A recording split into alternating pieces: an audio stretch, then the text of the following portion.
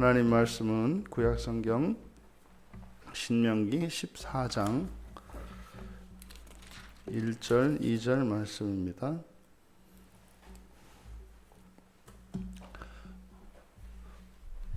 신명기 14장 1절 2절 말씀 우리 같이 한 목소리로 함께 읽겠습니다. 너희는 너희 하나님 여호와의 자녀이니 죽은 자를 위하여 자기 몸을 베지 말며 눈썹 사이 이마 우의 털을 밀지 말라. 너는 내 하나님 여호와의 성민이라. 여호와께서 지상 만민 중에서 너를 택하여 자기 기업의 백성으로 삼으셨느니라. 아멘.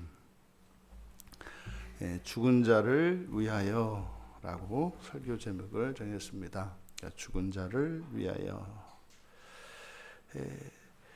우리들이 예나 지금이나 이 죽은 사람의 죽은 자에 관한 이제 죽은 자에 관한 문제, 구원의 문제에서부터 또 이제 살아서 함께 살던 가족이 또 함께 살던 사랑하는 사람이 이 세상을 다 살고 이제 죽음을 맞이했을 때 이제 사후 세계에 대한 또 그 죽은 사람의 구원에 대한 그리고 그 죽은 사람에 대해서 우리가 어떻게 이제 대처를 해야 되는가 하는 문제, 이것은 뭐 예로부터 이제까지 결코 가벼운 주제가 아니고 또 이제 우리 기독교 신앙 안에서도 이것이 이제 아직 완전하게 정리되지 않은 그런 부분입니다. 근데 일반적으로 공통적인 것이 이제 죽음은 이별을 의미합니다. 어떤 식으로든지 죽음을 맞이하게 되면 그 이후로 다시 볼 수 없죠. 그래서 어떤 식으로든지 이별을 맞이하기 때문에 그 죽음으로 인해서 슬픔이 찾아오기 마련이고 그 슬픔의 이유는 여러 가지일 수 있습니다. 그러니까 오늘날 한국 교회 안에서도 이 죽음에 대한 문제, 이 장례 문화가 이게 이제 잘못되어 있어서 마치 장례를 치르는 장례일 자체가 무슨 돌아가신 분이 뭐 이렇게 하나님 품으로 간 것이기 때문에 천국 환송하는 것이니까 뭐 이거는 기쁜 일이다. 뭐 그래서 심한 경우에는 뭐 이렇게 장례식에서 눈물을 보이거나 슬퍼하면 안 된다고 하는, 마치 그렇게 하게 되면 믿음이 없는 것처럼 뭐 생각하는 뭐 이런 경우들도 있고, 또 뭐 기독교 밖에 있는 그 장례 문화와 같이 마치 그 죽음을 그냥 애도하는, 그 슬픔에 빠져서 거기서 벗어나지 못하는 뭐 이런 경우들이 있죠.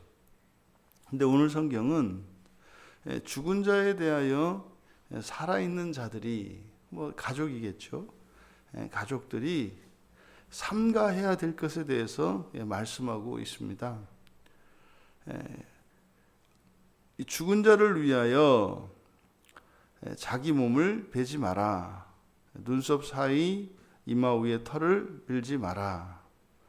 그런데 이 내용의 앞뒤로 너희는 하나님 여호와의 자녀다.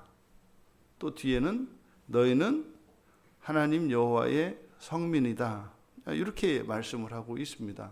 그러니까 죽은 자를 위하여 금해야 될 내용을 사이에 두고, 가운데에 두고 앞뒤로 우리들의 존재, 우리의 신분에 대해서 이야기를 해요. 그러면 여호와의 자녀, 여호와의 성민이라고 하는 것은 죽은 자에 대한 다른 태도, 또 다른 장례 예절이 있어야 할 것을 있어야 하는 이유가 된다는 거죠. 그러니까 죽음의 의미가 다르다는 겁니다. 사실 구약 성경에서는 부활에 대한 그런 계시가 분명하게 드러나 있지 않습니다. 그런데 이제 신약의 하나님의 계시가 완성된 신약의 백성들로서는 이제 이게 무슨 의미인지 알겠는 거죠. 그래서 1차적으로 이별을 결과하게 되는, 이별을 맞이하게 되는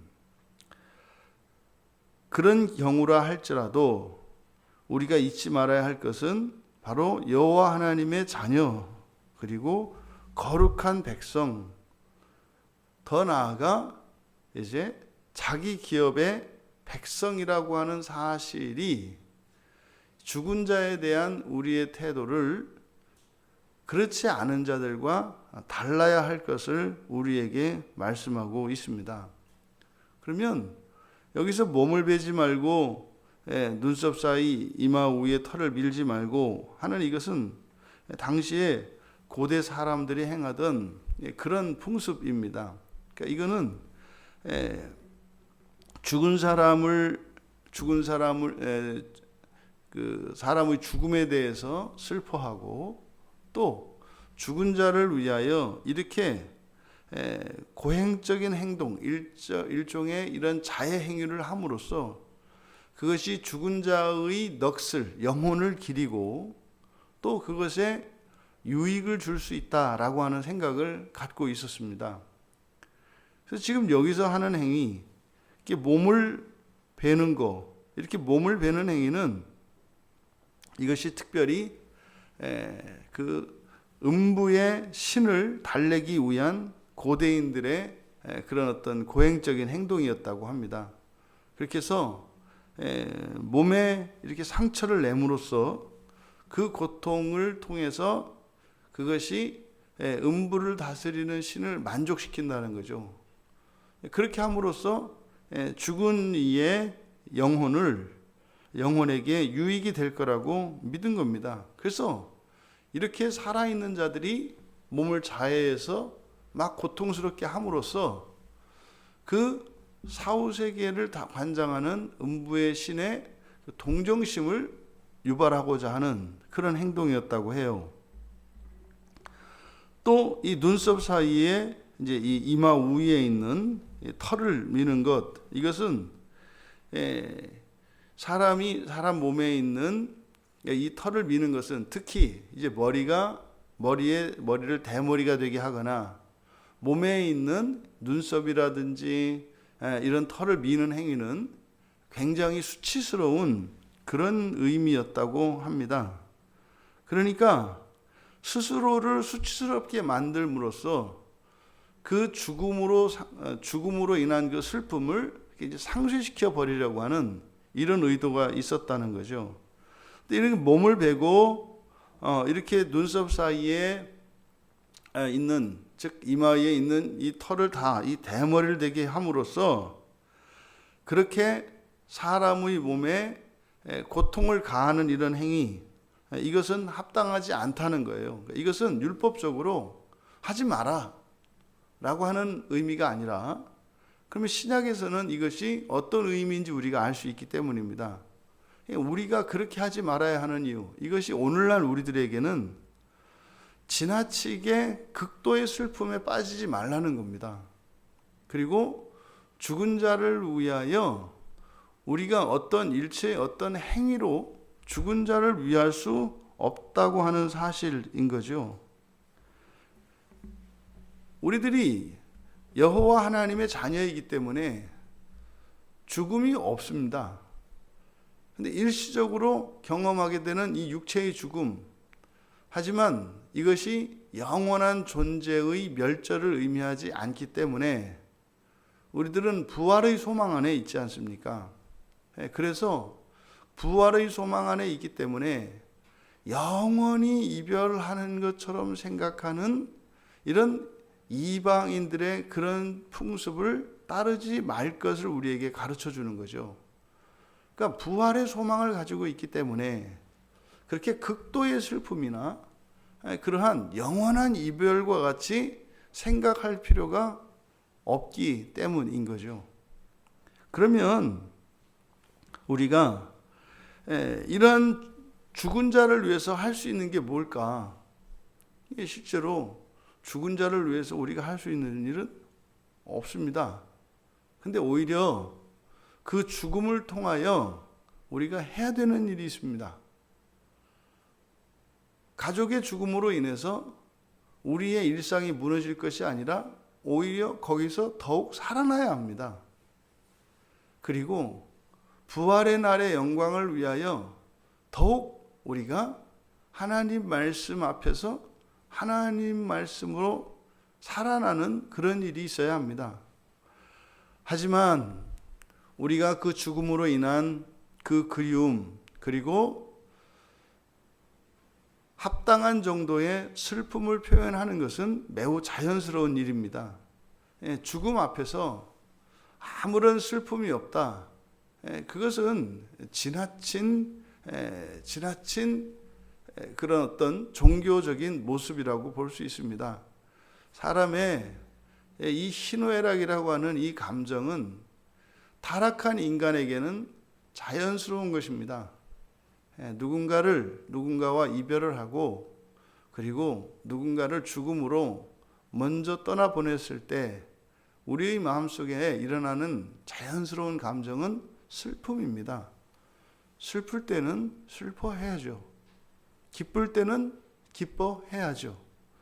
그러니까 죽은 자를 위하여 우리가 당연히 슬픔을 느낄 것이되 그 슬픔을 적당히 표현하고 오히려 그 슬픔이 죽음의 에너지가 아니라 생명의 에너지가 되어서 오히려 죽은 자의 그 생명이 살아있는 자들의 삶 속에 시너지를 일으키는, 오히려 그들의 삶을 더욱 힘있게 하는, 이렇게 긍정적인 힘으로 슬픔을 승화시켜야 한다는 거죠.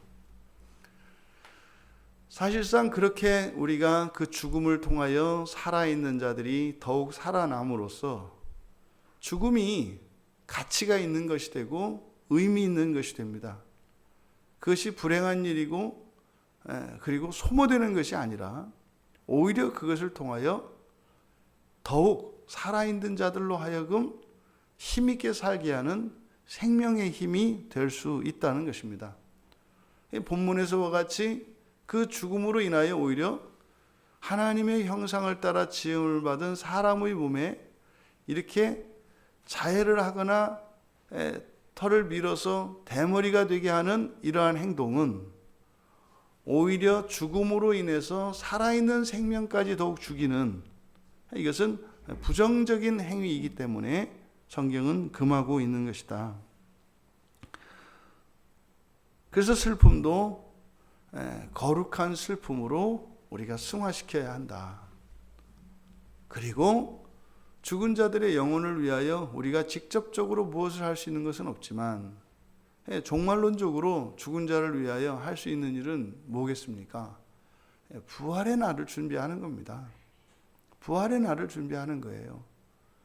그러면 예를 들어 우리의 부모님 중에 한 분이 하나님 품에 안겼다면 남아있는 형제 자매들에게 그리스도의 복음을 전하고 그리고 그들 가운데 어느 누구도 인생을 후회 없이, 그러니까 후회 없는 인생이 되도록, 후회 없는 인생이 되는 게 뭐겠습니까? 살아생전에 남은 고난이 없이 정말 죽음을 맞이할 때 주님의 품에 안기고 그 영광의 부활의 날에 온 가족이 다 함께 부활하게 하는 것이겠죠. 그래서 죽은 자를 위하여 우리가 해야 할 일은 우리의 신앙을 바로 세우고 또 사랑하는 가족들과 이웃들에게 그 부활의 복음을 전하고 또 영광스러운 부활의 소망을 위하여 살아갈 수 있도록 더욱 격려하고 나 스스로 힘을 내는 것이다. 그래서 우리 주변에 누군가가 이 세상을 떠날 때 그때마다 우리가 이렇게 주저앉는 것이 아니라 오히려 그것으로 인하여 더욱 힘있게 살아가며 그 슬픔을 거룩한 슬픔으로 승화시켜서 오히려 한 생명을 하나님께서 이 세상에서 거두실 때마다 남아있는 자들의 생명이 더욱 거룩하여지고 더욱 순결하며 더욱 아름다워지는, 그래서 사망의 세력이 우리의 삶 속에 스며들지 못하도록 그렇게 믿는 자들의 합당한 삶을 살아가실 수 있는 우리 모두가 되시기를 주님의 이름으로 축원합니다. 존귀하신 하나님, 오히려 죽음을 통하여 생명의 소중함과 감사를 느끼게 하여 주시고, 죽은 자를 슬퍼하기보다는 저희들 자신의 죄를 슬퍼하며 거룩한 부활의 소망을 위하여 더욱 살아가는 저희들이 되게 하옵소서. 이 세상에 사망의 세력이 침범하지 못하게 하여 주시고, 사랑하는 이들을 먼저 떠나보낸 그 슬픔과 그리움으로 인하여 지나치게 애통해하거나 상심하는 자 없게 하여 주시고, 부활의 날에 그 만남을 위하여 더욱 하나님의 거룩한 백성으로 힘을 내어 살아갈 수 있도록 은혜를 내려 주시옵소서. 감사하며 예수님의 이름으로 기도하옵나이다. 아멘.